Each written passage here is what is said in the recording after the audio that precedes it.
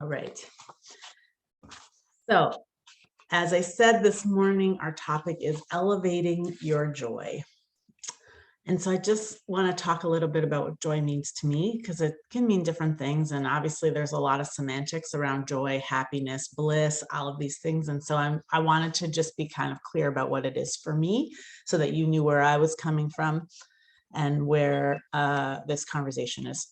So you can use any of the words, but this is what joy means specifically to me. So joy feels to me like an inside job. It is the feelings, it is this piece around the internal, right? Versus the external, which is what I would say happiness looks like. So joy is a state of being that is constant and accessible to us always. I love that idea that joy is always, like, ever present, right? And so often it is an untapped resource that resides in all of us, right? That we have this potential to really tap into when we figure that out and nurture it, it's gonna just expand and just grow and grow. So the key to joy for me is that we have to choose it intentionally, right? We have to nurture our joy so that our awareness of it can grow.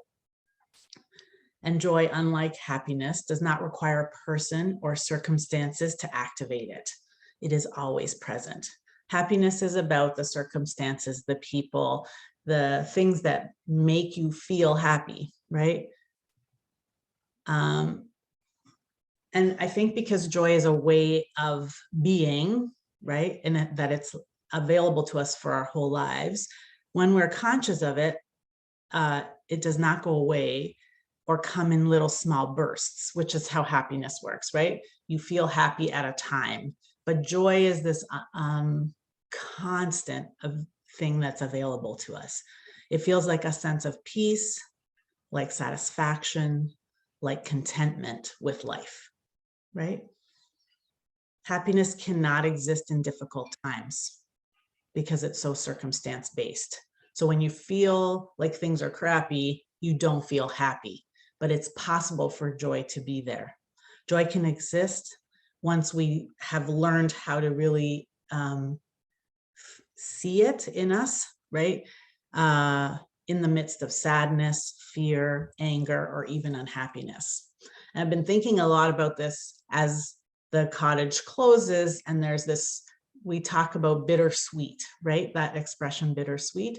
I feel like that's kind of what joy is this understanding that we're, there's memories and it feels like it's a loss on some level. And then underneath that is this gorgeous gratitude, amazing memories that just are like almost like a patchwork quilt of how I have like learned to really just love life so much. And I think that's where my joy, that's what joy is for me. It's just not simply a feeling that happens. I think like love, it is a choice to be consciously made and practiced, right? Joy is like love, where it's hard to define, and it's powerful, and it's always available, even when when we don't think it's there, right? It's still there. Joy in its truest form transforms difficult times into blessings and brings a deep sense of gratitude and meaning to our lives. So I wanted to open with that so that you could understand really where I was coming from. It is a deep practice for sure. And I love joy. I feel like joy is this, really cool thing that I work on a lot, because it's easy to not tap into it. It's easy to not acknowledge it. It's easy to not see it, right? But I think through gratitude, which we'll talk about, I've really learned a lot about joy.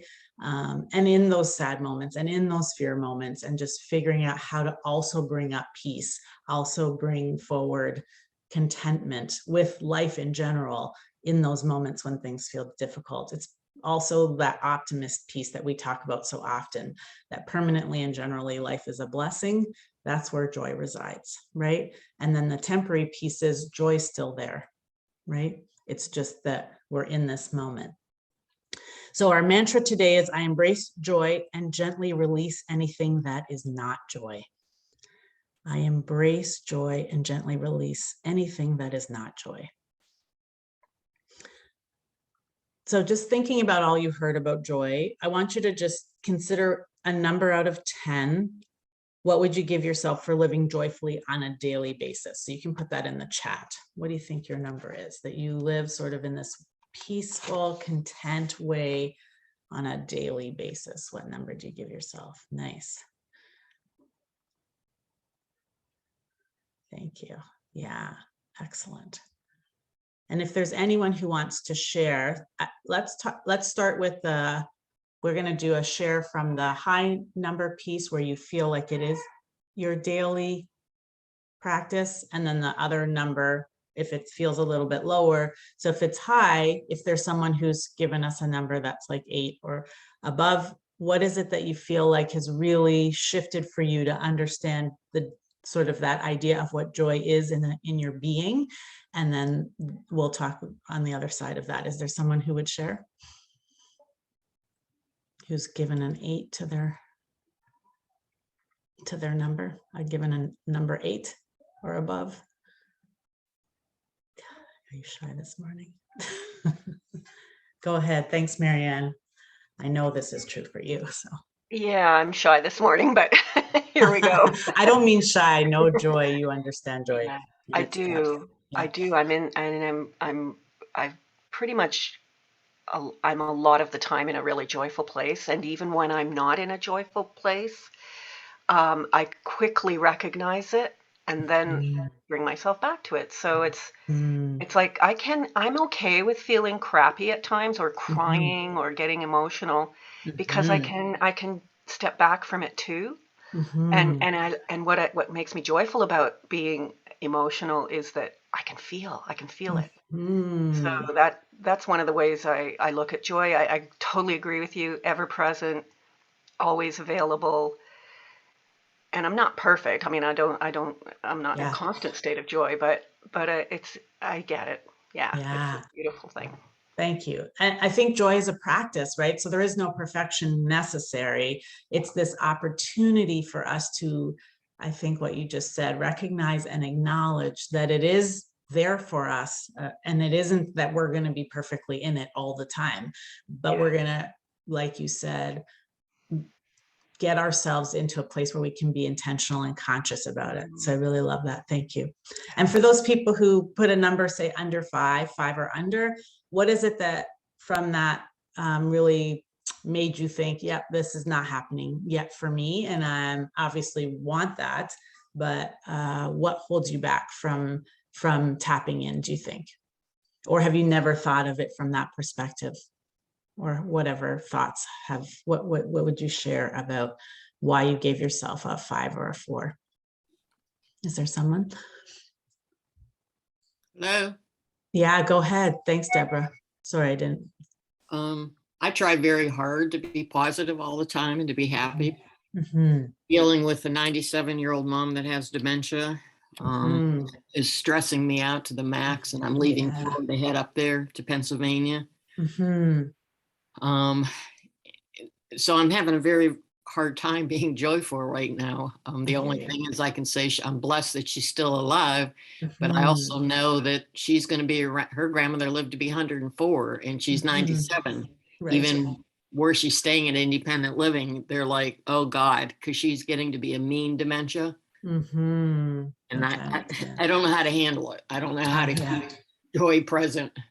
Yeah, I hear you. And what I'm hearing is that the actual, like the circumstances get in the way. And so it's really hard to, the circumstances take up a lot of our time, right? They're a lot of our energy. And so it's hard for us to have the even mind space to be intentional about like finding inner peace, right? Or looking to find the contentment piece. And I think that's what the practice is. And I love that you brought that up, because that's real, right? We really do our life is filled with disappointment, with regrets, with hard things, with care of other people, with all of these pieces. And so the practice that I have adopted in over the last decade is similar to what Marianne said, that she's at this kind of really high level where she brings herself back often, is even noticing one time. So even in your, when you were sharing about your mom and you said, I feel there's a blessing that she's still alive.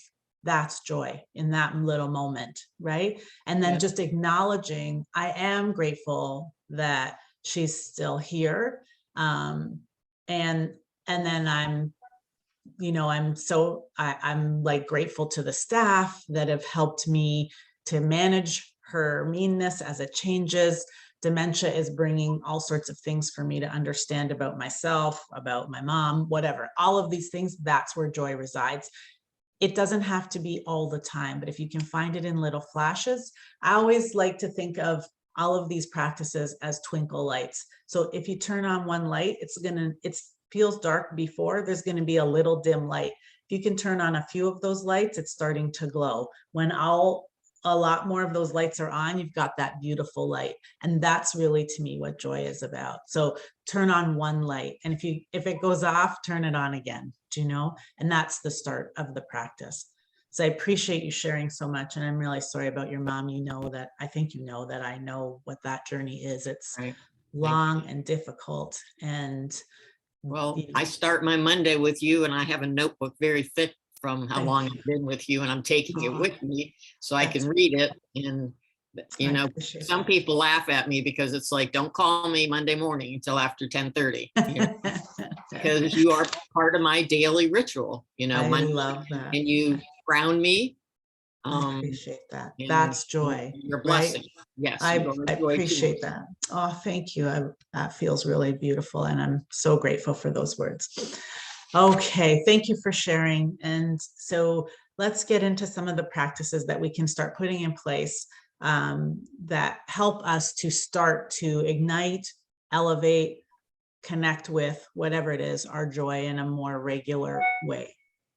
So the first one, which is amazing, I think Marianne and I are often in sync, so that's pretty great, is recognize when you're ignoring joy. So just as she had stated, noticing when you're not in joy is the key to beginning to find joy, right? Joy is a state of being, so it is very important to develop your self-awareness around how you appreciate joy in your life. So you have to become aware, right? Self-awareness is one of the pillars of self-love. It's so important for us to really realize how we're showing up in the world, right? So one of the ways we can do that is by realizing how we're not showing up for ourselves, right? When we start to notice that, I think I've talked about before, we have these 4 stages in coaching that help us to understand practices, especially. So the first one is called unconscious incompetence. The next one is conscious incompetence. So that is the journey from not really understanding that you're not doing something that you really want in your life. And then the conscious one is understanding and recognizing that you want something different, that the practice that you're using, or that there's something that you wish that you had in place. And then the next stage is conscious competence. So you're starting to practice that thing more and more. And then that becomes your natural way, unconscious competence, right? So this is the stages of which we flow through whenever you put any of these practices in place. And so the first thing we have to do is move from not recognizing that we're ignoring joy to recognizing we're ignoring joy, right? So learn to notice when you're limiting yourself to only feeling negativity. This is really powerful, right? If all you're letting in is, this is hard, I don't like this, that I feel really negative, I can't do this, all of the, I'm disappointed, I have resentment, I'm frustrated, I'm angry, I'm sad. If that's all that you're paying attention to, then you are in a spiral of inner critic thoughts, right? so often, right? And beliefs about your life, right? And so we have to interrupt that, right? If you feel like life is unfair or too hard all the time, then these kinds of thought processes block your access to joy because they become the lens with which you see the world. So if that's all the only way you're seeing the world, then that's like that pessimist definition is the opposite, right? It's the idea that permanently and generally life is hard, and temporarily and specifically I get good stuff, or life is a gift, right? And so we have to interrupt that so that we can flip it. When you're feeling particularly negative or low, I want you to just take a moment to remind yourself that joy is always available to you. Simply saying that to yourself is going to shift things. Even in this moment, when life feels so hard, joy is available to me, right? And it's a decision I can make to connect to it. And so it gives you a sense of both responsibility, but also access, right? You are responsible for your decisions about how you feel, even though it feels like sometimes that's all unconscious and all sort of done for us outside of us. But this is what's so incredible about joy. It's in you. So if you think of joy and inner peace as almost like interrelated words, right?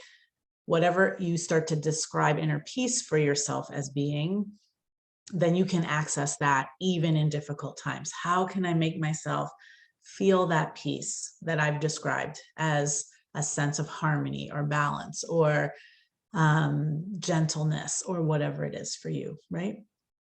Okay, so that's number one. Number two, record your awareness of joy. So once you start to understand that sometimes you ignore it, one of the ways you can boost your belief that joy is always accessible is to record joy and happy moments when you are conscious of them. So joy and happiness are not opposites, or not like happiness is not a bad thing, right? Happiness is wonderful. It's a great feeling. So what this is such a really important step is to notice also when you do feel joy, when you do feel happiness. An exercise I invite my clients to do is to record every single time that they feel joy, and they write it on a little Post-it note. And then I say, just pick a wall in your house and start putting it up on the wall so that you start to visualize how much joy, inner peace, contentment, satisfaction, and happiness you are experiencing. So you carry around a little pad maybe, and you write it, my cat rubbed up against my leg and it made me feel so good inside. Write it up and put it on the thing. I made the best smoothie and it just felt so nourishing. Put it up on the wall. These are all joy moments, right? I gave myself a break today at lunch and actually sat and read a book, and it felt amazing, right? Write it, put it up on the wall. So every single time that something really positive, emotionally peaceful, balanced, harmonious, any of those things happen, put it up. So you can just see that joy is operating in you, right? You can also have a joy journal or a joy document, on your computer. There are nice ways that you can also prove to yourself that you're accessing joy, because I think that's what we think. That might be true for Carla. She accesses joy, but I don't have that. But we do. It's like our, we're born with that. It creates this conscious path to joy and helps you to build momentum for joy to blossom more fully, right? So the more and more you see joy in your world, the more you're going to see joy, right? Like if you start to access joy more, it's going to be more available to you. Okay, number 3, practice being present. So we're going to start by saying, let's let go of the past. Joy can be blocked by shame, guilt, comparison, or judgment. These are things that halt us from feeling joy. When we learn to forgive ourselves and others and move on from past mistakes, our shortcomings, or our wrongdoing, perceived or otherwise, it is so much easier to access inner peace and contentment. That makes sense, right? Obviously, if we're really stuck in shame and guilt, frustration, anger, sadness all the time, and thinking that everything we've done is wrong or bad, it's really hard for us to connect with joy because we are in a place of shame and inner critic, constant inner critic voices, right?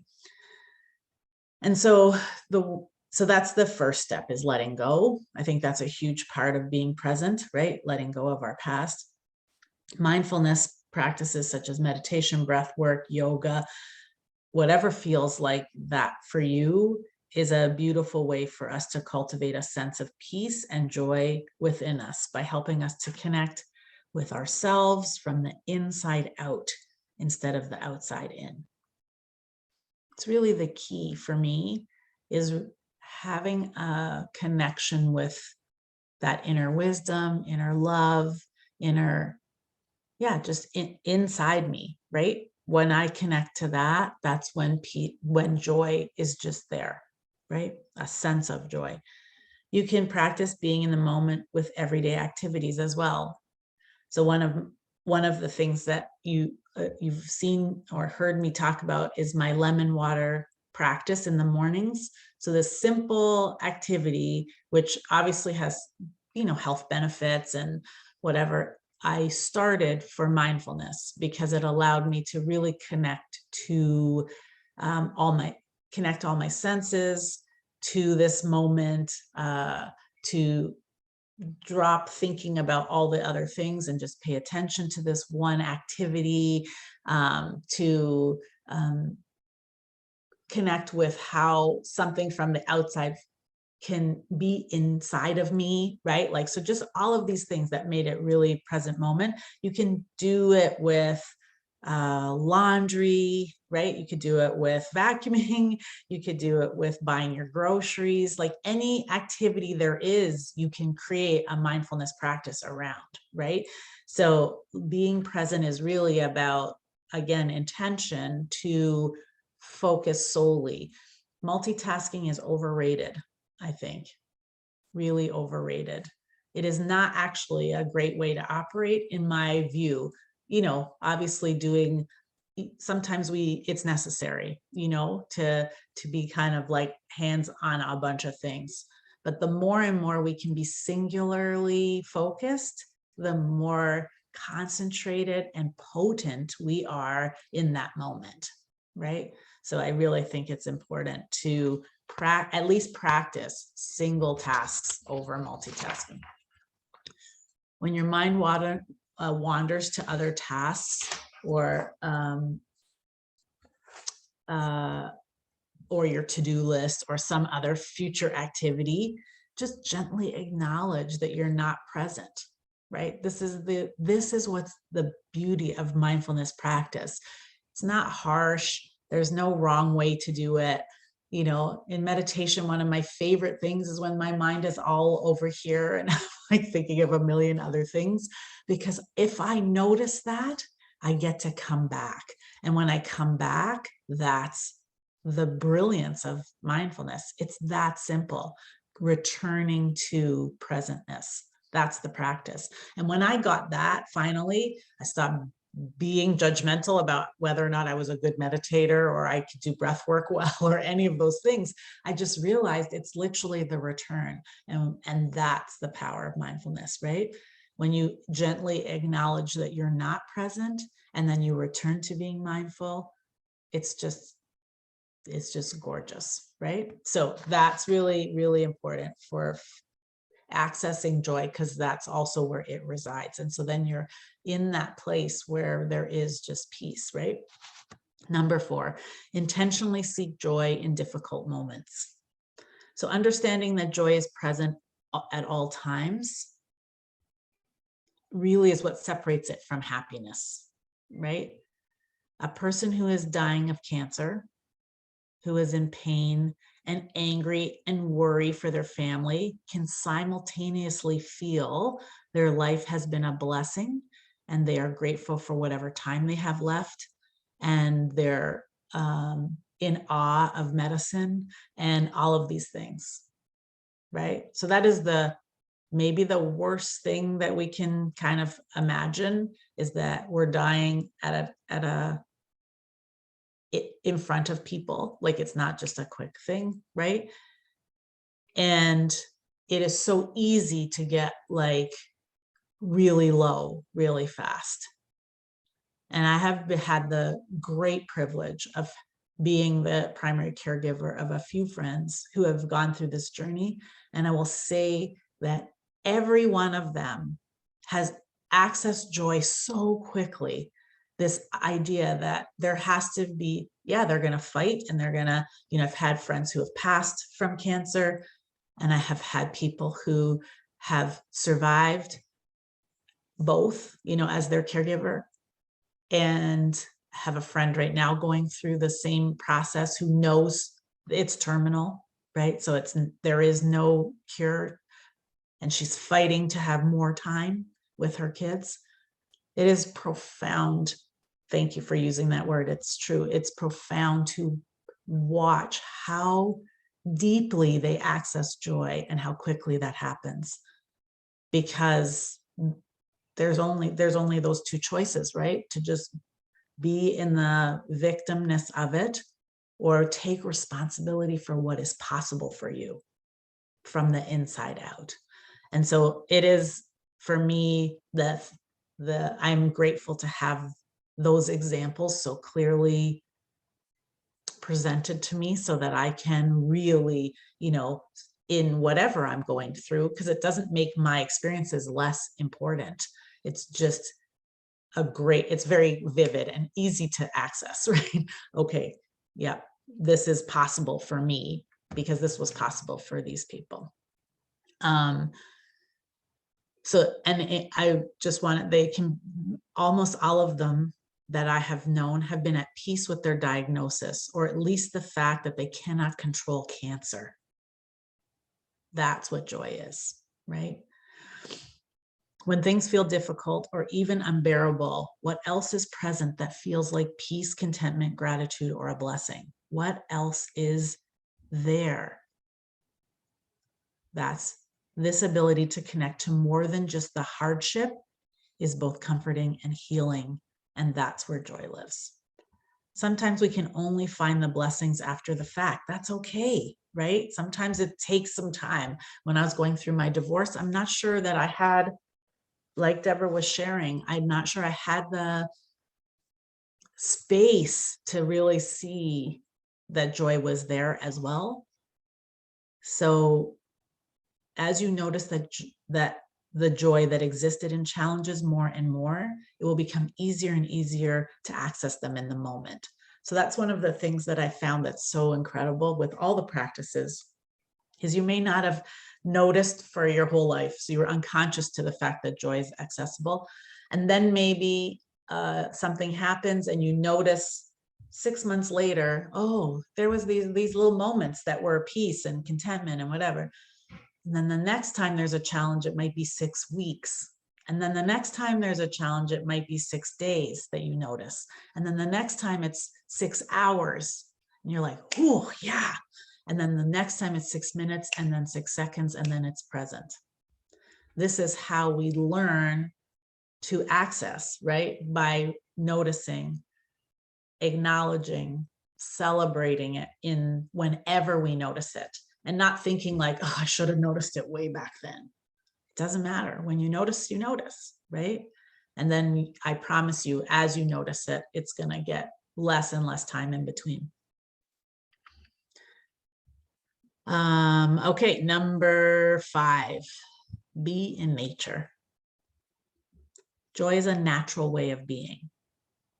Just think of a baby and how much contentment and peace is present in their existence, right?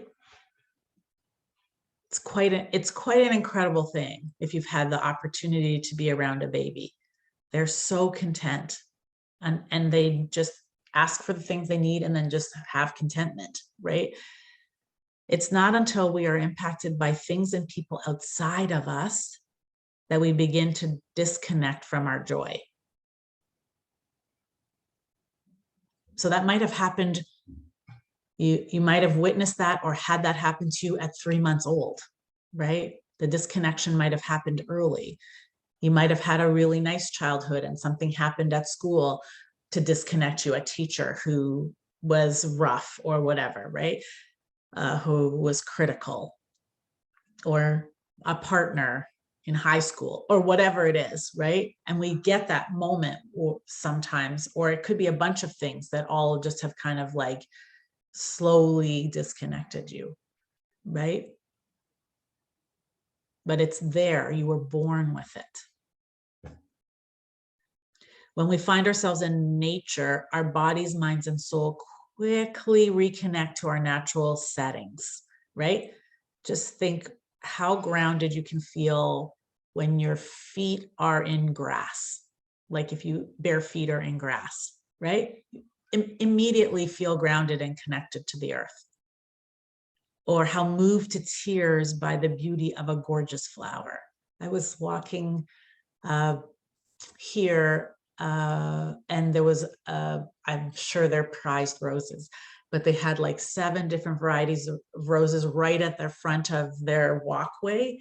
And there was one that was like a peachy yellow color with little pink big, it was so stunning. And I literally cupped it in my hand and made sure I didn't break it off, because I'm sure they would have been mad. But I was just like in awe of how beautiful it was, right? How soft those petals are, and I could smell all the roses, right? And think of how gleeful you are when we see a rainbow, right? Oh, look, everybody, if you see a rainbow in a crowd, last week there was a rainbow in Toronto that was unbelievable, and everybody had pictures of it on Instagram, on everywhere, because it makes us so excited, right? A rainbow, it's just light in the air, but we feel so connected to nature in those moments. Being in nature is a simple but powerful way to take care of your mental and physical well-being. So that makes joy much easier to access and feel. Nature reduces our anger, fear, and stress, and it also lowers our blood pressure, our heart rate, and reduces muscle tension. And all of those things are the things that block or disconnect us from inner peace, right? And so when we can take a walk every single day, make it wherever it is that's close to you. It doesn't even have to be a park setting or a beach or any of those things. Just walking in a neighborhood where there are trees, for example, and some gardens, that's going to connect you if you decide to connect to those things, right? So if you take a walk on a neighborhood street and decide to look at the shapes of every tree and see how many flowers you can see, and rub your hands on a lawn just so that you can connect with the earth, that's going to make a difference. And if you do that for 15 or 20 minutes every day, if you can change your route walking somewhere, so instead of being on a city street so you get home faster, you take another, in the neighborhood so it takes a few minutes longer, it's going to make a difference, right? Whatever you can do. For me, the minute if I can touch sand, I'm super excited for sure. So that's, it's just whatever feels good for you in terms of nature. But the more and more we connect to it, the easier it is for us to be in that natural state, because because nature obviously does that automatically. Number 6, move and nourish your body joyfully.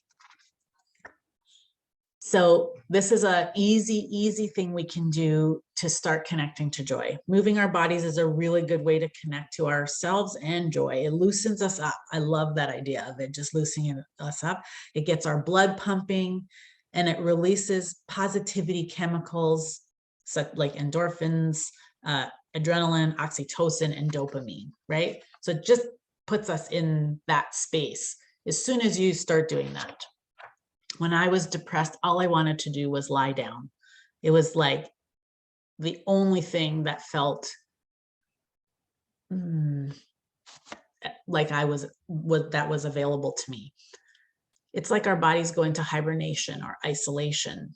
And rest is so important, but over resting is unhealthy, right? So my therapist, she prescribed, I would say, movement, not for exercise.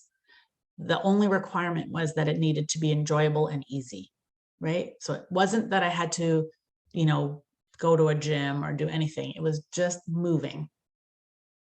So I want you to choose ways to move that are pleasurable and playful, because they increase our connection to ourselves, which in turn helps us to feel from the inside what is naturally our state of being. And it also helps us, like when we choose what's pleasurable and playful instead of what feels like we should be doing or supposed to do, we're going to do it more often. It's just that simple, right? I was going to do that. Should I still do that, Penny? Do I have time to do that in my notes? So I think we're going to dance. I'm just going to put on a song. So you guys can go black screen if you want, and so you don't have to dance in front of me. If you want to dance in front of me, you can. I'm going to dance in front of you. I just have to find a good song. Hang on just a sec. Let's do happy. That's kind of funny. Okay. So we'll do, I'm just going to play it because I didn't give Penny the heads up. So hopefully you can hear this. Can you hear that? Okay. I'm going to turn it down just a second. Whoops. Okay. So we're all going to stand up. If you want to go black screen, you can, but I encourage you please to stand up. I'm just moving my chair over. And we'll just do like a minute or a minute and a half, something like that. Okay. Oh, I love that there's people who are going to do it with me. Thank you. All right. Ready? So we'll just move, and you can just move however it feels good. We're going to just move our hips a little bit. We're just going to loosen up. So make it fun, right? However it feels good for you. It might seem crazy what I'm about to say. So she's here. You can take a break. Hot air balloon that could go to space. With the air, like I don't care, baby, by the way. Because I'm happy I'm alone if you feel like a room. Because I'm happy I'm alone if you feel like happiness is true. Because I'm happy I'm alone if you know what happiness is to you. Because I'm happy I'm alone if you feel like that's what you want to do. Here come that news talking this and that. Give me all you got, don't hold back. I should probably warn you, I'll be just fine. No offense to you, don't waste your time. Here's why. So 20 more seconds. I'm happy I'm alone if you feel I'm alone.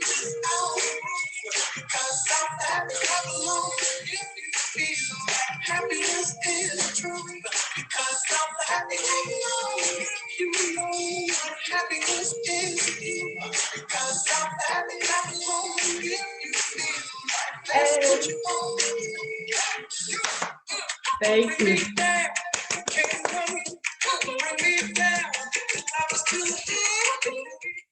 Hey, that was awesome. Thank you guys for coming on. That made me so happy. That was great. Okay, let's just quickly write in the comments. How did that feel? How does that feel? You can put in the comments. You can come on live, whatever you want. Oh, energizing. Awesome. So good. So good. Energizing. Amazing. Woohoo. Awesome. Right? That's my go-to song. I love it. You can see. Oh, just put your hand on your heart for a sec. Great. I love that y'all did it. Thank you so much. Just feel that, like that's alive right there, right? Just feel your heart beating, beating, beating. You know, if you're out of breath like me, I really, that's what alive feels like. That's joy, inside out, right? Anyone want to comment? Oh, wow. Dance is a conversation between body and soul. Woo. Love that. Love that. Love that. Amazing. Okay. Good. Okay. I still have a couple more if you guys are all good. That just felt like we needed to do that. So thank you. Love this. Oh, good. I love it. I didn't want to stop. I know, right? Good way to start the day. Imagine that song is on, everyone can download that song or any song that really gets you going. I have a playlist that actually we can share. It's in my Facebook group as well. That's got a whole bunch of great dance songs that you guys have all helped put together, or everyone in our Facebook group helped put together. So that's definitely in there. Whew. Okay. So that's joyful movement, right? That's just beautiful. And we connect immediately to joy. You're in something crappy's happening, have a good playlist. So I was saying to my son, when our cat passed away last week, or yeah, is that last week, the week, I think so, or 10 days ago. And he had this sappy, like really sad playlist on. And I'm like, stop listening to that. I get it. We're sad. Let's listen to music that feels joyful and like our cat. Our cat was like wild and fun and playful all the time. So turn that off because we can get ourselves into building a funk, right? We can build the funk up instead of getting rid of it, right? And this is how we do it. Little tiny infusions, twinkle light, twinkle light, twinkle light, right? Number 7, practice deep gratitude. This will be no surprise that I believe this is the key. Joy and gratitude are intertwined. They are like sisters. Joy is the internal knowing that your life is a blessing, and gratitude is the expression of those life blessings, right? So joy is the internal knowing, gratitude is the expression. So they work hand in hand. Every time you are grateful, you're igniting joy. Every time there's joy, there's something to be grateful for in front of you, right there, right? When we practice gratitude all the time, as many times as we can, in good and bad times, your gratitude expands and you see and feel more to be grateful for. This makes your life blessings feel expansive, which taps into your joy, obviously, right? So as always, begin with writing gratitude each day. The smallest of things counts. It doesn't have to be big, grand gestures that you write about.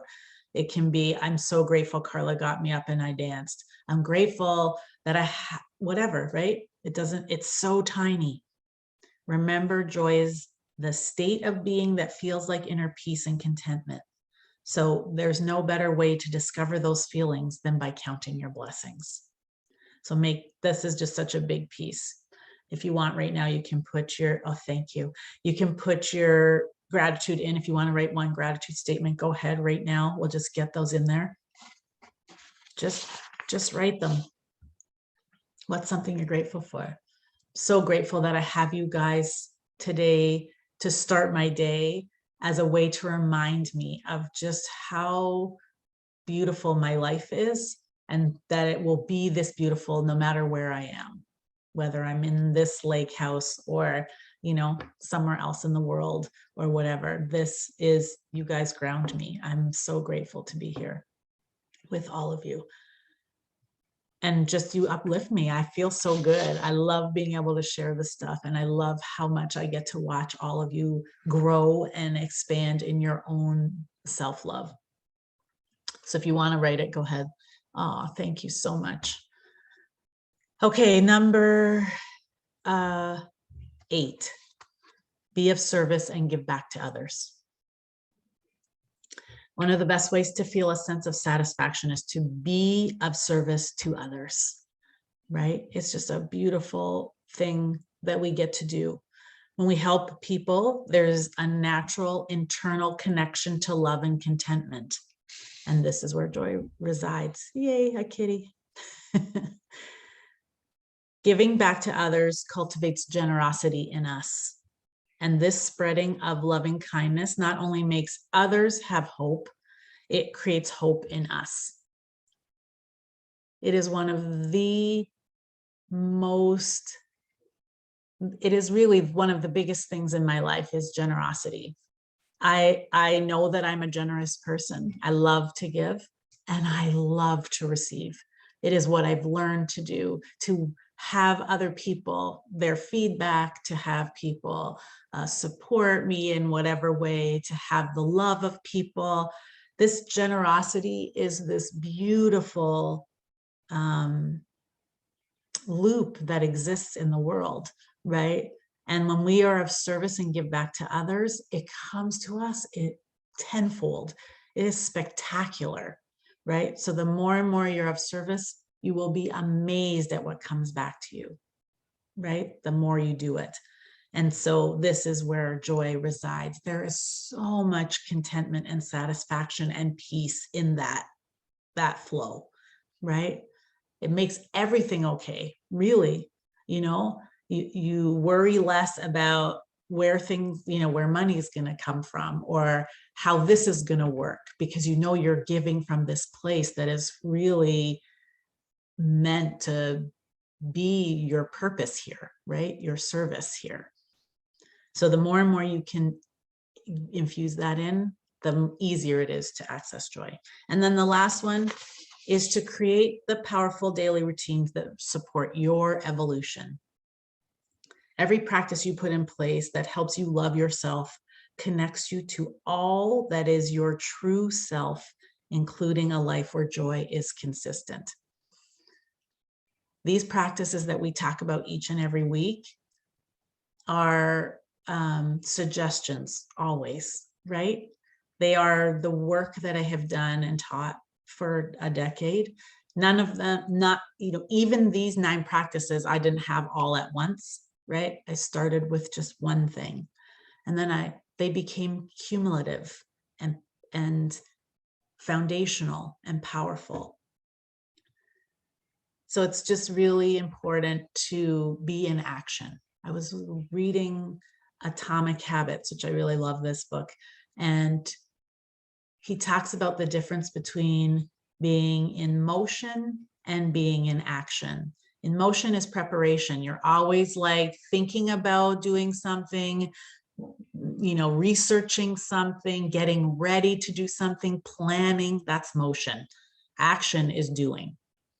So nothing changes with motion. Things change with action, right? So it's just powerful to listen, take notes, research, decide, and then do.